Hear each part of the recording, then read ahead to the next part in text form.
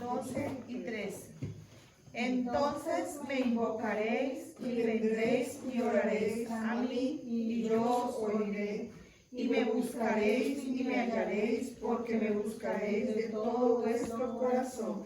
Padre Santo, en el nombre de Jesús, Padre Santo, en el nombre de hoy Jesús, quiero buscarte con todo mi corazón, hoy quiero buscar con todo con mi toda corazón, mi alma, con todo mi con alma, toda mi mente con toda mi y mente con todo mi corazón. y con todo mi corazón. Te doy gracias Te doy gracias por tocar mi corazón, por por transformar mi vida, transformar por mi vida, enseñarme tu voluntad por enseñarme y por guiarme siempre a toda la verdad. y por guiarme siempre. Gracias a toda la porque verdad. siempre Gracias porque estás de mi lado. estás de Tú mi lo lado. prometiste Tú lo prometiste. y tú lo que dices Tú lo que siempre dices, lo cumples. siempre lo cumples. Por eso rindo Por eso mi mente, mi cuerpo, mi alma a tu obediencia y renuncio a todo orgullo, a toda altivez y a todo argumento que tengo en contra de tu palabra. Te doy gracias por quitar la venda de mis ojos, por abrir mis oídos y alumbrarme el entendimiento. Dame conocimiento, con entendimiento, el discernimiento, el temor de Dios y el dominio propio. Te doy gracias por tu presencia. En el nombre de Jesús. Amén. Gracias, Señor, porque tú prometiste, estás prometiéndonos que si te invocamos y oramos, tú nos escuchas. Pero si lo hacemos con todo nuestro corazón, danos ese querer como el hacer, Señor. Una pasión, un deseo de tu presencia, de tu palabra y de tu verdad. Te damos gracias en el nombre de Jesús. Amén. Amén. Los invito a que vayamos al libro de Génesis, capítulo 3. Vamos a leer primero el versículo 15 y luego nos devolvemos un poquito. Pero en principio, Génesis, capítulo 3, versículo 15.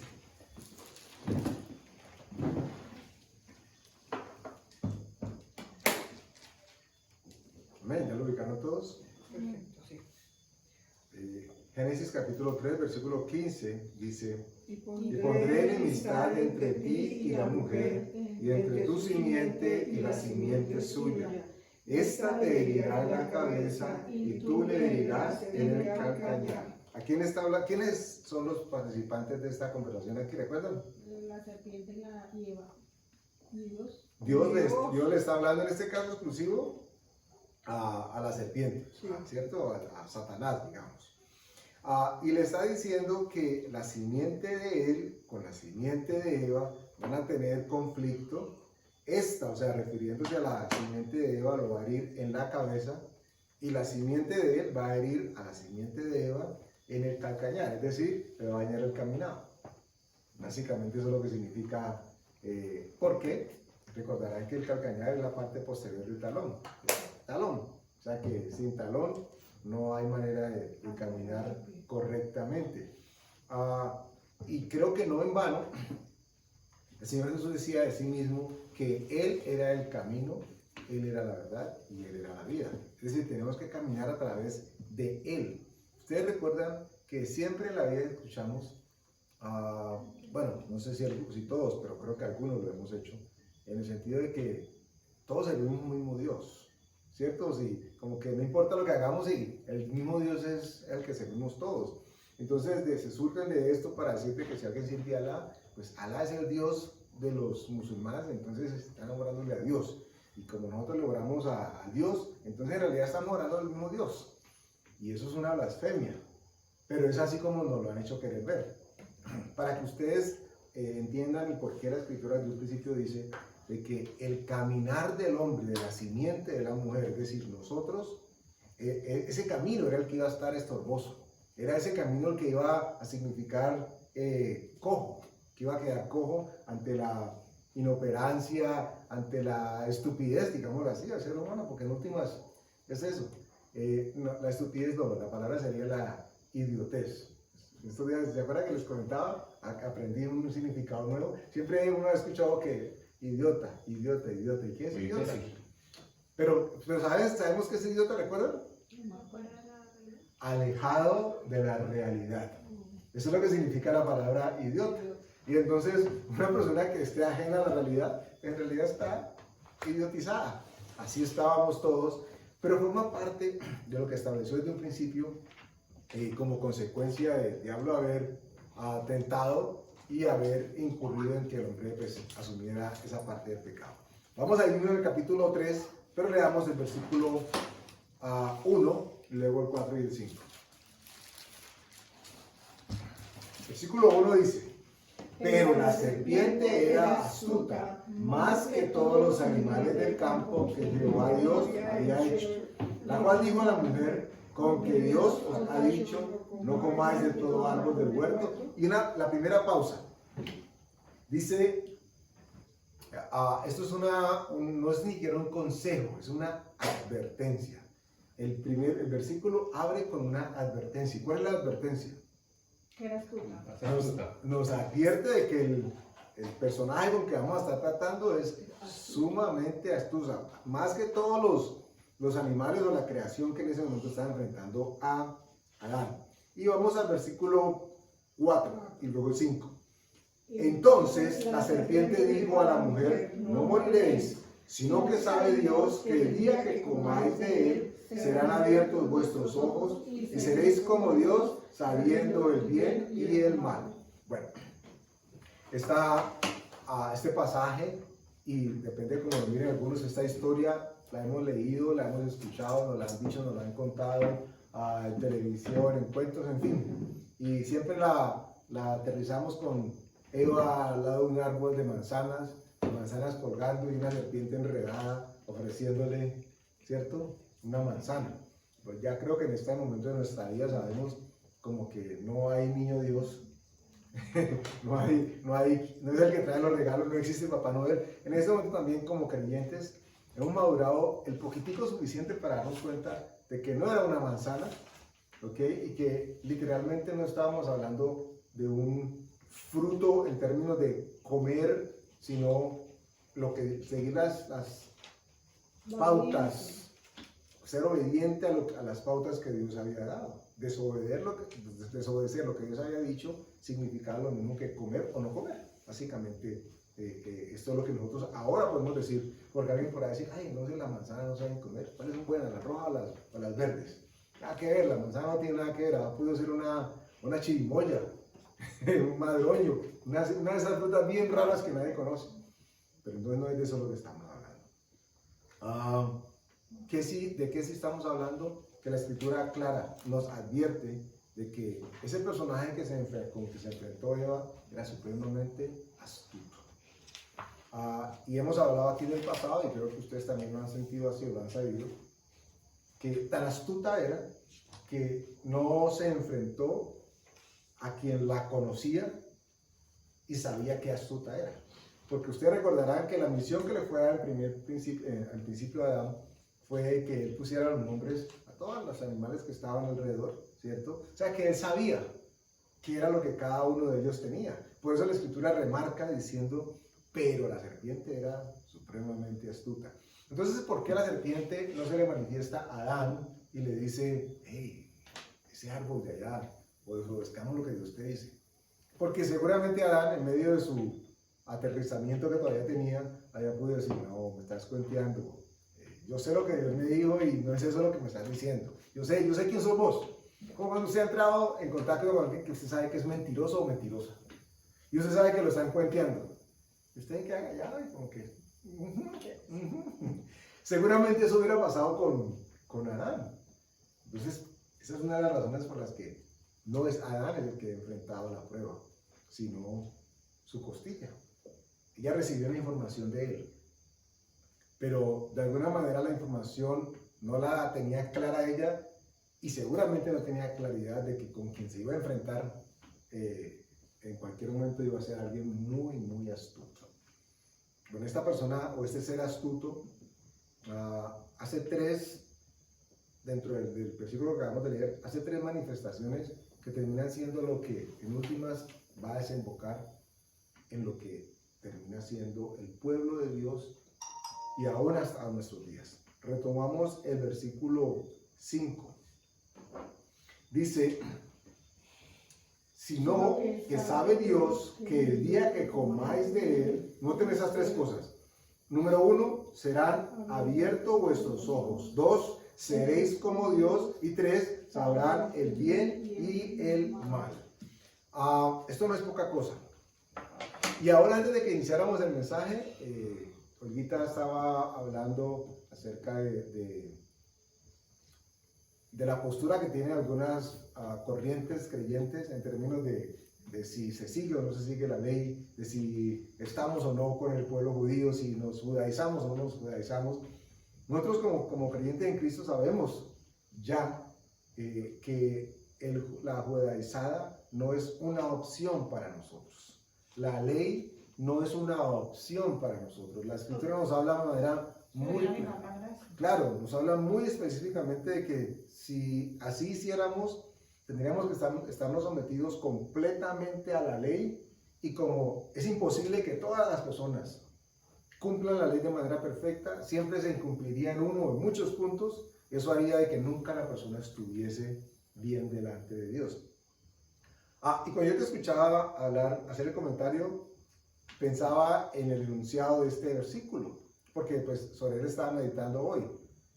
Y resulta de que casi que la primera, podríamos decirlo así, no sé si ustedes lo interpretarán así, la primera intención, aquí ya todavía no se hablaba del término judaizar, porque no existía el pueblo judío como tal, pero la intención de la judaización o de la ley nos llevaba exactamente a la misma parte.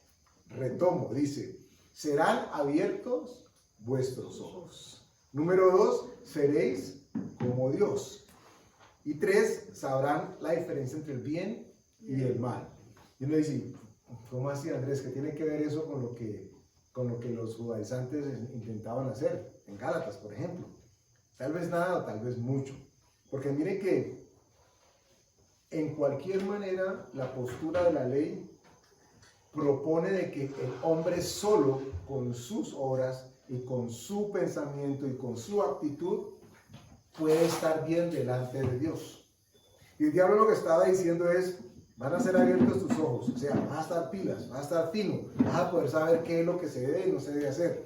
2, le dice, van a ser como Dios. Si a mí me dice que yo soy como Dios, pues ni siquiera porque me crea igual a Dios. Yo no tengo mucho que pensar porque creo que podemos hablar de tú a tú.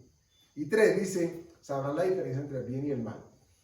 Y la ley, de una manera o manifiesta o escondida, lo que hace es encauzar esas tres citas que acabamos de hacer aquí, esconderlas y hacer que las vivan. Porque la gente vive por lo que hace y por lo que cree que la ley le respalda. Si los judíos decían, si se lavaban las manos estaban limpios. Si venían de una familia, una genealogía que no tuviese mancha, decían que eran puros. Si decían que en su familia no había enfermedad, entonces era que estaban sin pecado. Todo ello lo tenían muy claro, de tal manera que establecían que de acuerdo a sus acciones, a sus comportamientos, podían determinar si estaban siendo bien, estaban comportándose bien con Dios o no. Y Satanás empieza diciéndole a Eva precisamente esto: tus ojos van a ser abiertos. Y si yo tengo mis ojos abiertos, abro comillas, yo no necesito a Dios. Porque ¿para qué necesito a Dios si yo puedo ver todo lo que necesito ver? Usted recordará, ¿cierto?, que la Escritura nos dice que necesitamos al Espíritu Santo, que es el que nos lleva a toda verdad. Si yo soy como Dios, no que vengo de Dios, no que soy hijo de Dios, sino que soy como Dios, mi inconsciente y mi subconsciente se van a acostumbrar a hablar de tú a tú con Dios. Es más, a tomar decisiones de pronto sin ni siquiera considerar la posibilidad de consulta, porque yo también soy Dios, ¿ok? Y 3, si yo ya sé la diferencia entre el bien y el mal, ¿yo para qué necesito a Dios? Porque el Dios lo buscamos, dicen las corrientes, para establecer un código moral.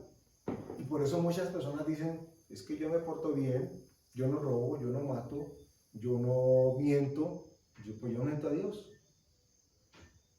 La ley no está planteada aquí en términos de un libro o una tradición a la que hay que seguir. Pero ustedes recordarán que la ley siempre nos va a alejar de Dios. Tan nos alejaba, que Él mismo estableció una pauta para que llegásemos de nuevo a Él sin tener que caminar por la ley. Entonces, la ley lo que hace es unificar mi criterio propio para decir o definir que yo no necesito nada de Dios, que no lo necesito. Y aquí quiero mencionar un término. No, al contrario, la ley no hace que sea como en el calzado de Dios. A los ojos del hombre, el hombre cree, ese es el problema con los judíos. Los judíos creían que si hacían A, B y C, tenían todo el derecho para estar delante de la presencia de Dios, porque habían hecho A, B y C. Se recordarán el evento con el joven rico del Señor Jesús, ¿cierto? Que le dice, ¿ya hiciste esto? Sí, ya lo hice. ¿Hiciste aquello? Ay, sí, yo ya lo hice. A su concepción, él tenía claro que le había hecho todo lo que y lo había hecho en efecto. Pero era eso lo que lo justificaba. Y la Escritura nos dice a nosotros que nadie puede ser justificado por la ley, es decir, por sus propias obras. No hay manera de que encontremos justicia en lo que hagamos para agradar a Dios. Y tenemos que hacer cosas para agradarle, pero no hay manera de ser justificados por lo que nosotros hagamos para Dios. Vamos a ser justificados por lo que Él hizo por y para nosotros.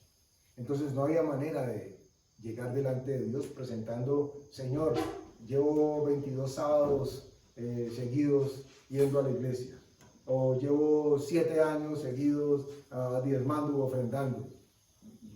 ¿Y qué? Sí, eso tienes que hacerlo, pero no es eso lo que te justifica delante de mi presencia. No es eso lo que te hace más santo o menos santo. Eso lo que te hace desobediente a unos puntos. Y como en algún momento vas a fallar con alguno de ellos, vas a fallar con todo. Entonces ahí se caía como Lo que pasa es que siempre hay como una cosa allí, a veces que no parece clara, y es que uno hace obras, pero las obras que nosotros hacemos ni es para salvación, ni es para mover el brazo de Dios para que nos bendiga. Lo hacemos como obediencia y por amor a Él. Porque eso forma parte del carácter de una persona nacida de nuevo. Por eso el Señor Jesús le dijo a Nicodemo que tienes que nacer del agua y del Espíritu. No somos engendrados de carne y sangre, sino ni de voluntad de varón, sino por el Espíritu Santo. Cuando nacemos de nuevo, nosotros empezamos a entender que esas obras vienen como resultado de creer en el Señor Jesucristo y de obedecerle. No lo hacemos porque es casi como un castigo. La ley yo lo veo como un castigo de la propia carne para someterla, pero de acuerdo a mi deseo y a mi voluntad. Allí estoy dejando por fuera el poder de Dios. Si yo hago algo, cualquier actividad, cualquiera, hasta lo más elemental, hasta comer, hasta dormir, en mi voluntad, yo estoy dejando por fuera a Dios. Yo voy a hacer una dieta, yo le la pongo delante de Dios, le digo porque Él es el que me da la fuerza. Si yo lo dejo en mis fuerzas, yo quiero comer de todo. En mi voluntad, yo quiero comprarme muchas cosas. Señor, yo voy a salir y no me dejes comprar lo que no necesito. ¿Qué estoy diciendo? Por favor, dame de tu poder. Por eso Pablo lo dijo en Efesios, que ese poder fortalezca tu ser interior. Porque si eso no es fortalecido con ese poder, entonces voy a hacer obras. Yo me voy a poner a hacer, yo voy a tener fuerza de voluntad para hacer esta dieta. Voy a tener la fuerza de voluntad para no comprarme ni antojarme lo que no, nunca lo va a lograr. Nunca. Y aunque lo logre, aunque lo lograra, no sería algo acepto delante de Dios, porque habría tomado las acciones y las conclusiones de esas acciones bajo criterio propio. Si nosotros como creyentes cristianos no contamos con la ayuda y el acompañamiento de Dios para todo, lo sencillo o lo más complejo, lo estamos dejando de lado y estamos actuando en nuestras propias obras. Leíamos ahora la advertencia que hace Génesis en capítulo 3, ¿cierto? Cuando dice que, pero la serpiente era astuta más que todas las bestias que estaban creadas. Y hago una pregunta, ¿será que la astucia de ese ser ha menguado con el tiempo? No. ¿Será que la astucia de esa serpiente ahora es menos porque la conocemos más? Abro comillas. ¿Cierto que no? Uno diría, de hecho, dice el mismo dicho común, que más sabe el diablo por viejo que por diablo. Entonces, si fuéramos a hacer ese recorrido por línea de tiempo, él hubiese adquirido cada vez más astucia porque conoce cada vez más al ser humano. Pero Dios dio una salida preciosa. Bueno, quiero comentarles algo. No sé si han escuchado el término pandemonium, Sí. ¿cierto? Lo has escuchado. ¿Qué entiendes o qué sabes que es pandemonium? Bueno, yo... ¿Qué evoca? ¿Qué trae a tu mente? pues es un demonio. Okay. Y lo escuché hace poco porque vi que estaban sacando como un libro con ese título. De pronto eso es lo que me acordé de inmediato. Ok, les hago una síntesis pequeña, espero que sustantiva, que es sustanciosa, perdón. Hay tres opciones que encuentra uno en un significado, en cualquier diccionario. Número 1, pandemonium significa reunión de demonios. De hecho, el prefijo pan lo que significa es todos. Pan con N significa todos. Por eso panamericano significa la unión de todas las naciones americanas, digámoslo así. No todos, la ubicación de esos sufijos significa lo mismo, pero el sufijo o la palabra pan significa todo, todos. Ya van a ver a qué me refiero. Panela.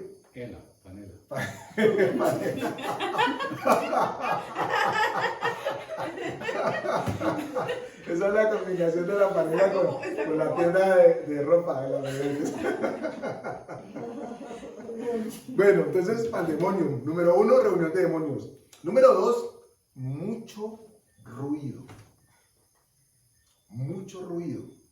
Y número 3, perdón, mucho ruido y confusión. Y número 3, esto ya se surte de la mitología, capital imaginaria del reino infernal. Eso es lo que significa capital. Ahora, si yo les preguntara qué significa pandemia, ¿qué encontraríamos o qué asociación haríamos?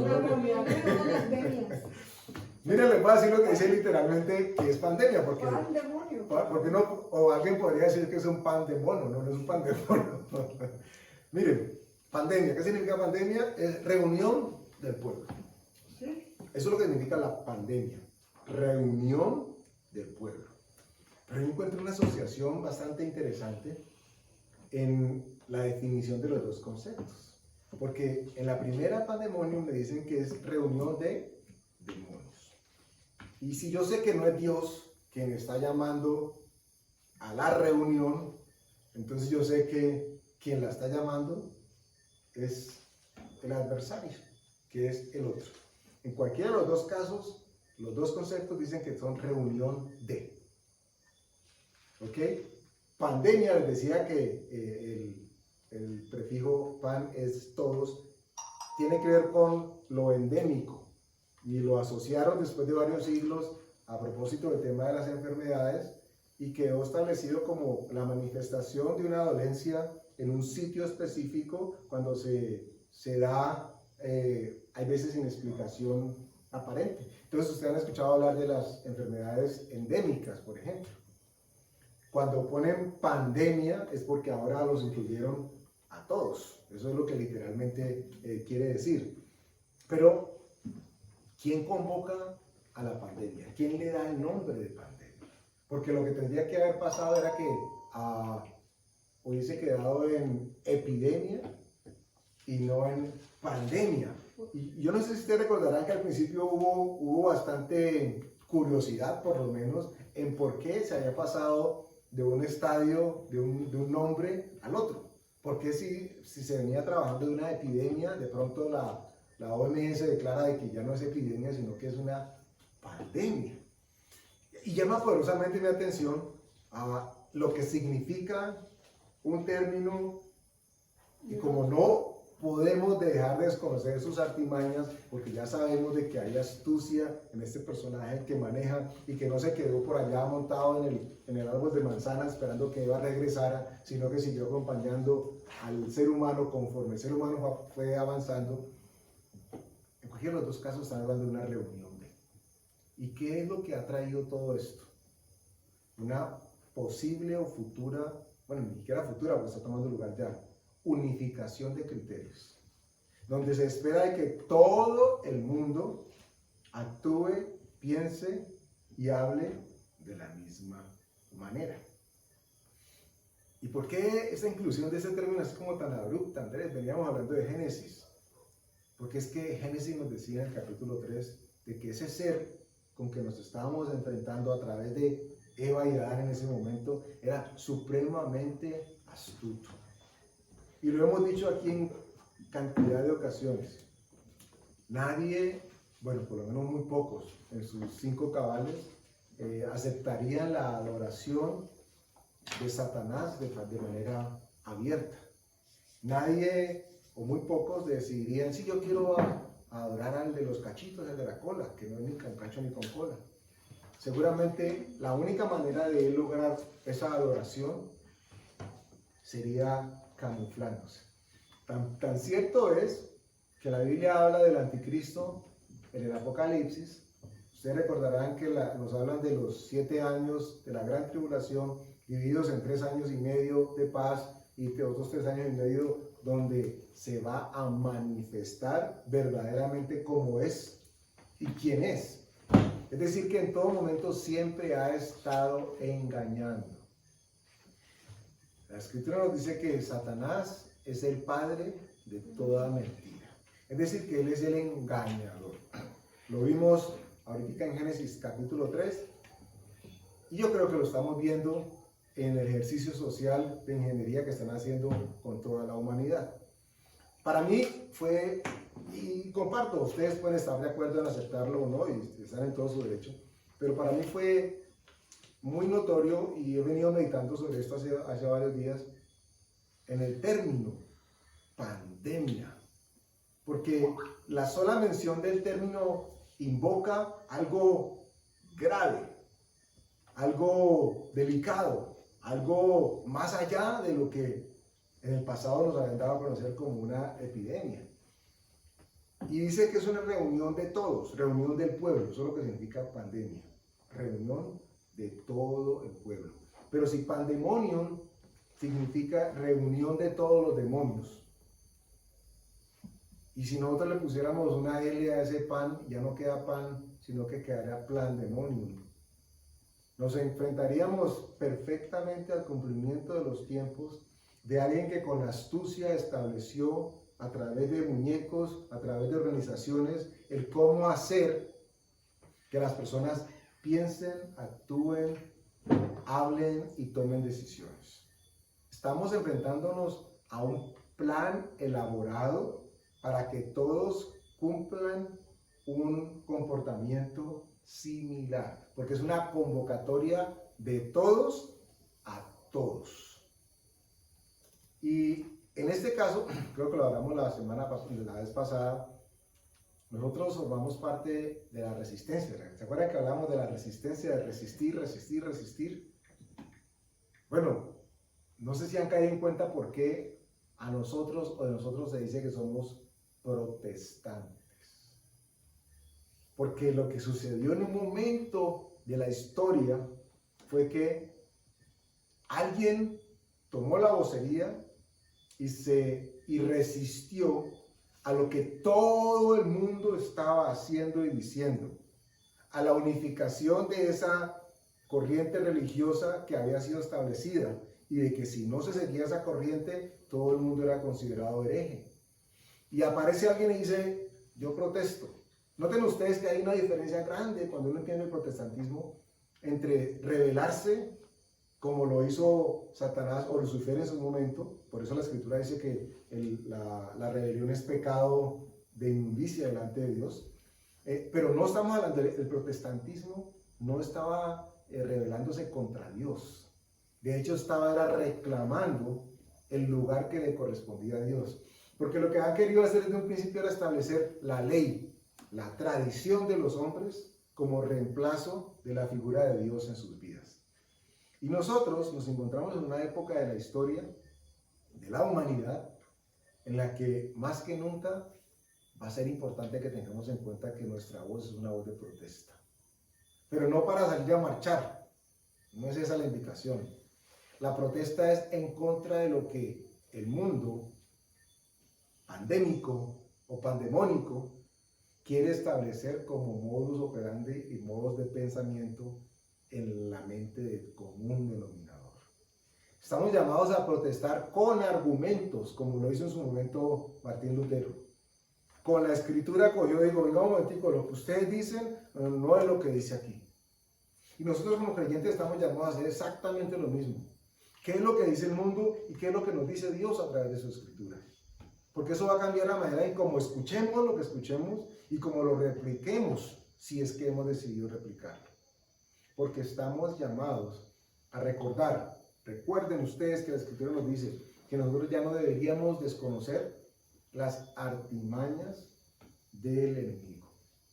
La Biblia nos advirtió desde un principio, desde que lo presentaron, cuidado que ese es astuto, ese es vivo.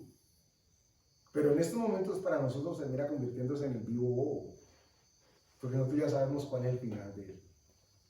Nosotros ya sabemos qué ha determinado Dios para que suceda en su vida. Porque estamos hablando de esto hoy, porque pienso, y no sé si ustedes comparten esto conmigo, nunca antes como ahora, los fundamentos de la iglesia misma han sido atacados de manera tan furiosa como lo están siendo. Y no solamente estamos hablando del transhumanismo o de la agenda de género.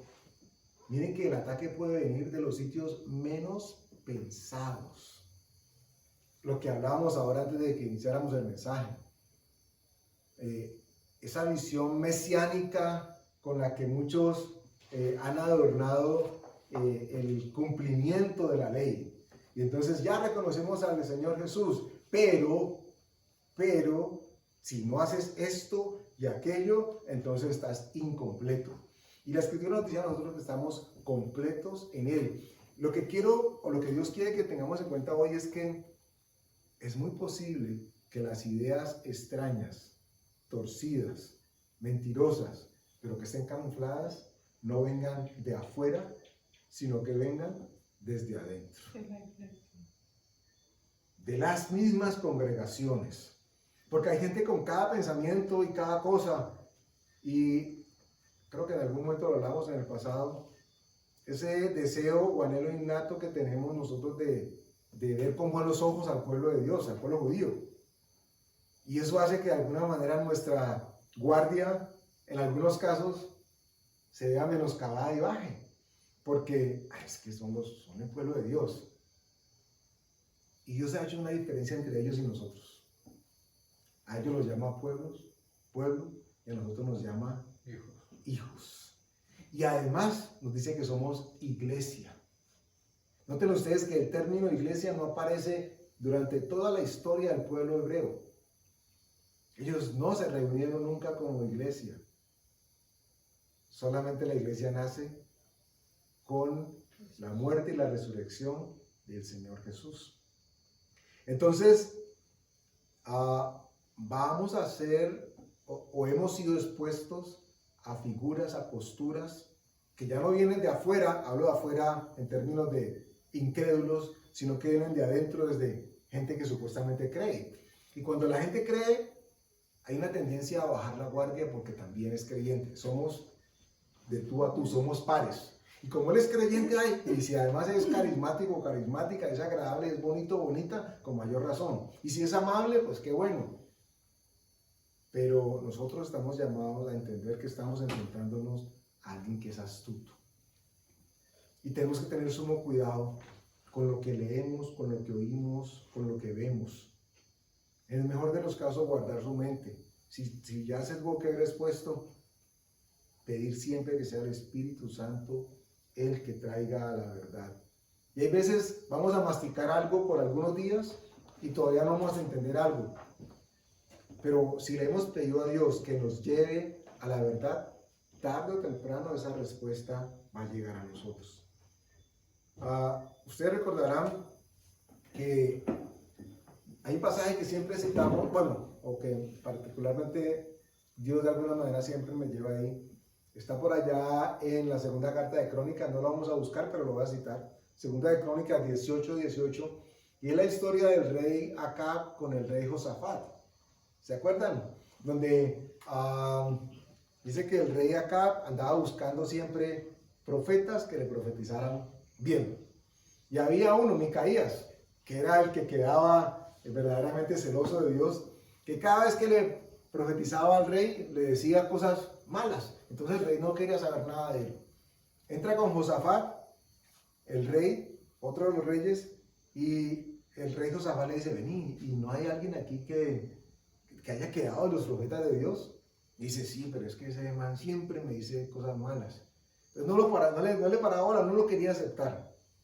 Recordarán que ese pasaje nos dice de que Micaías cuenta lo que ve, que hay una reunión de Dios donde están con los hijos de Dios, y que Dios hace una pregunta y dice, ¿quién inducirá a Acab para que haga y deshaga?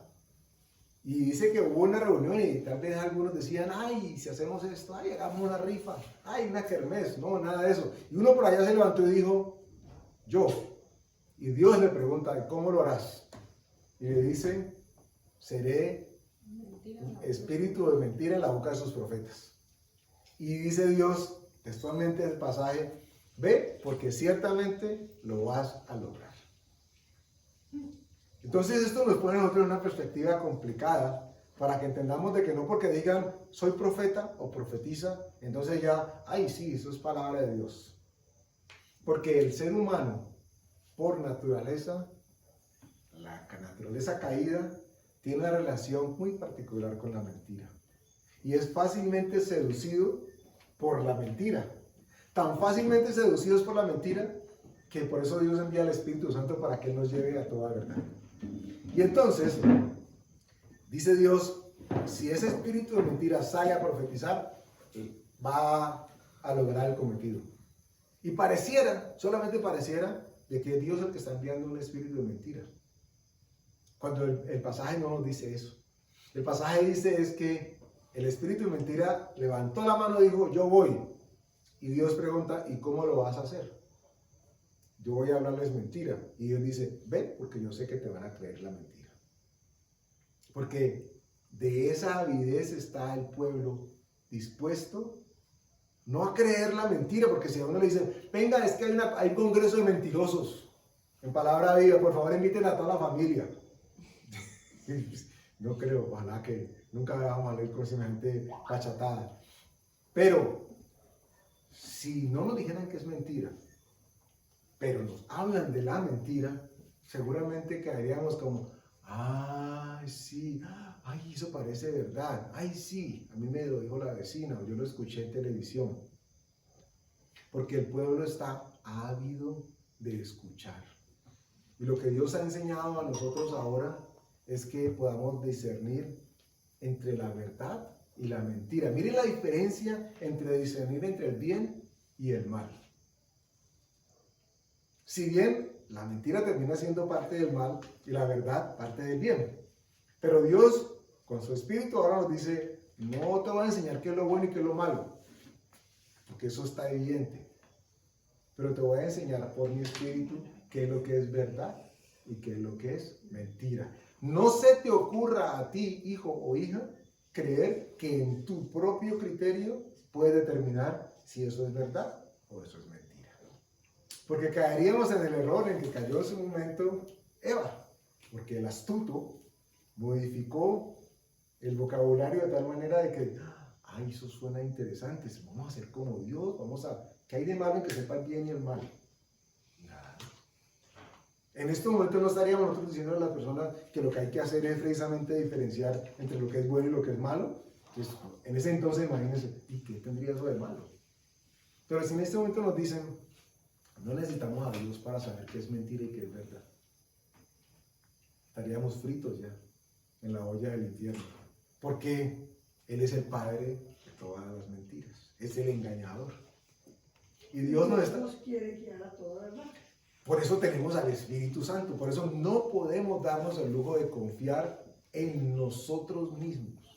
No podemos darnos el lujo de confiar en nuestra experiencia, no podemos darnos el lujo de confiar en las vivencias que hemos tenido, no importa que hayan sido muchas y muy bonitas y muy ricas, no importa que hayamos sido efectivos en 500 veces atrás, la 501, Dios está esperando de que en esa confiemos, le preguntemos a Él como si hubiera sido la primera vez. No es la experiencia la que nos permite determinar si necesitamos o no a Dios. A Dios lo necesitamos sí o sí. Y la mentira grande es esa, es que si lo hemos hecho ya solos, abro comillas, podemos seguir haciéndolo solos. Y es lo que el diablo ha querido. Pero no nos podemos dar el lujo de bajar la guardia creyendo de que podemos determinar si esto me conviene o no me conviene. Ya sabemos que lo que tenemos que hacer es consultar a Dios. Y ya sabemos que su respuesta viene acompañada de paz, de gozo y de palabra. Y sabemos de que esa respuesta trae un sosiego y un bálsamo a nosotros y estamos haciendo su voluntad, ya no por lo que siento, sino por lo que creo y entiendo que Él me dice. Ya no dependo de mi criterio, que de cualquier manera está sujeto a equivocarse y garrafalmente.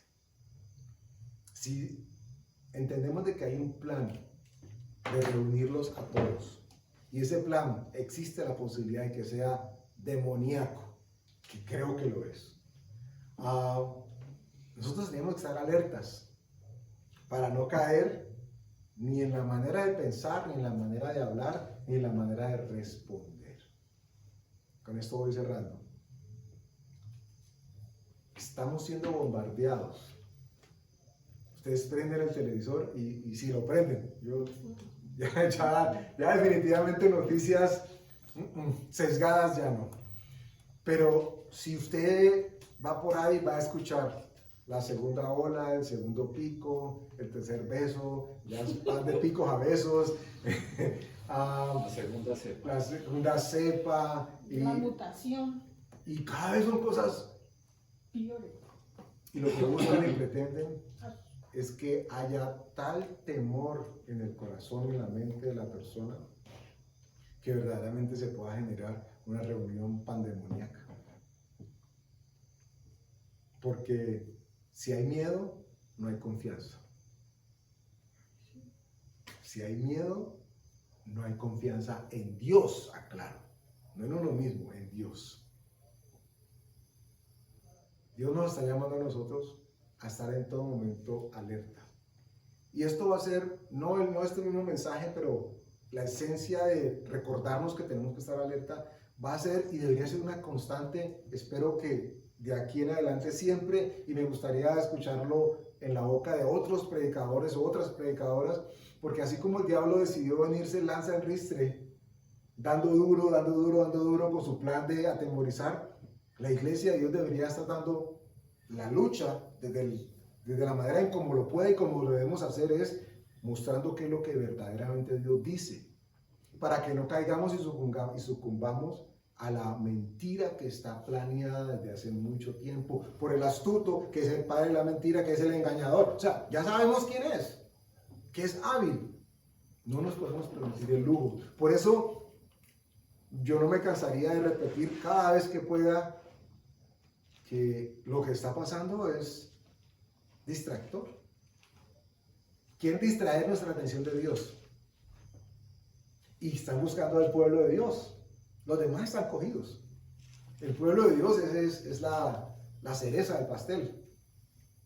Y por eso es necesario que nosotros, desde aquí del púlpito, desde la oración, desde la lectura de la palabra, desde la meditación, estemos en todo momento pidiéndole a Dios discernimiento por su Espíritu Santo, no el nuestro, por su Espíritu Santo, para que podamos saber qué es lo que vemos, qué es lo que escuchamos, para que nosotros podamos hablar lo que Él dice.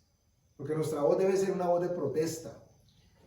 porque la voz del tele y la voz de todo eso es la voz del mismísimo. Mire, una persona podría, estoy cansado del televisor, lo apagó. No quiero saber nada más del teléfono y lo silencia. Apago el radio si lo oye y se encuentra con el vecino que sí lo hace y ese le va a contar todo lo que ha pasado. Y usted tiene la opción de decidir Apagar el vecino. bajarle el volumen al vecino, ojalá pudiéramos, o decirle en algún momento, mire, eso es lo que dice el mundo. Yo quiero compartir con usted lo que dice Dios. Y eso es lo que me tiene a mí tranquilo, con gozo y guardado. Pues Andresito, eso es muy bonito porque digamos que a nosotras nos pasa eso. Nosotras en la casa ni siquiera tenemos televisor y no recibimos nada de esa información. De pronto pues lo que ponen ahí en los grupos y que uno lee, porque escasamente pues se informa para ver que no puede salir ese día o algo así, pero realmente no tenemos información de lo que está pasando. Pero por ejemplo, el sábado llegó el papá aquí de la señorita y no, las UCI están colapsadas, o sea, con la tragedia, pues que todo estaba muy mal y que incluso los médicos de la comunidad estaban asustados y que ya no se podía el protocolo con 20 centímetros, sino que cada 30 y que ya no tanto cada cuántos minutos, no sé qué, porque que unas personas han llegado malas y se han muerto y que bueno, o sea, con el terror. Entonces, pues sí, uno lo escucha, pero no, mira, primero que todo, mi confianza está puesta en Dios. Dios es el que me guarda de todo porque va a poder llegar algún momento en que no sea esto, sino que sea cualquier otra cosa. O sea, es tan yo pienso que es tan riesgoso salir a la calle y el tapabocas o un carro, o sea, cualquier otra cosa puede ser. Entonces, realmente es Dios el que está de nuestro lado, el que nos guarda, el que nos libra de todo. Y realmente, pues, o sea, no hay por qué temer, hay que confiar en lo que Dios está haciendo en la misericordia de Dios en nuestra vida. Ah, sí, pero, siempre hay una persona sacando el pero y el pero y el pero. Y de todas maneras, poco a poco, o sea, lo que él trató de transmitirnos a nosotras no le resultó y antes poco a poco se le transmitió a él. No se conviertan ellos a ustedes, sino así es como debe pasar. Y de hecho, aclarar para que de pronto alguno o muchos no vayan a llegar a una conclusión que no es la que pretendemos. La idea no es que usted aquí en adelante diga, no, pues yo no voy a usar ni tapaboca, ni bozal, ni taparrabo, ni nada. y hago lo que me da la gana y salgo. No. ¿Qué es lo que Dios ha puesto en nuestro corazón desde hace muchos días? Y lo que venimos compartiendo. El tapaboca o el tapavirus, digámoslo así, primero tiene que estar puesto en nuestro corazón. Es en nuestra mente donde verdaderamente funciona. Cumple las regulaciones que da la institución, el Estado, el municipio, cúmplalas. Pero asegurándose de que usted salga con su protección de espíritu, de alma y de cuerpo. La que da Dios. Para que no dependamos nosotros de las noticias. Si subió el pico o si bajó. Sí. Esas noticias, esas noticias son abrumadoras, cansonas. Y no nos llevan al camino donde Dios quiere llevarnos. Esas noticias nos van a querer sacar del camino en el que Dios nos ha ubicado, que es Él como meta. Recuerden, nuestra meta es Él. Nuestra meta no es regresar a la vieja normalidad o a la nueva normalidad, como quieran llamarle. Nuestra meta es Jesús. Lo seguimos viendo a Él. Él es quien nos dice hacia dónde vamos y nos está esperando así. Entonces, no es el tapaboca físico el que nos va a proteger. Es el guardaboca y guardamente que Dios ha puesto por su Espíritu Santo en nosotros y que nos va a guardar. Para que no recibamos lo que nos den, y además para que podamos dar de gracia lo que de gracia hemos recibido. Amén. Amén. Padre, te damos gracias, Señor, por tu misericordia. porque te ha placido darnos a conocer, Señor, cuáles son los planes del engañador, Señor, del adversario, del padre de la mentira. Dice en tu palabra, Señor, que tu Espíritu Santo nos lleva a toda verdad para que no desconozcamos cuáles son sus dardos y sus artimañas, Padre. Gracias, Señor, por guardar nuestro espíritu, nuestra mente, nuestro corazón, nuestro cuerpo, Señor. Yo te pido en el nombre de Jesús que todos tengamos una conciencia plena y pura de que tu Espíritu Santo que habita en nosotros, que somos tu templo, Señor, Él vivifica nuestro cuerpo, Padre. Nuestro sistema inmunológico, pero sobre todo nuestras defensas espirituales en Él están siempre, Señor, levantadas, prestas a defender y prestas a derrocar cualquier cosa que se levante en contra de tu conocimiento, Señor. Que podamos llevar cautivo todo pensamiento a la obediencia a Cristo. Y allí va a quedar cautivo, Padre, y nosotros en libertad. Te damos gracias en el nombre de Jesús. Amén.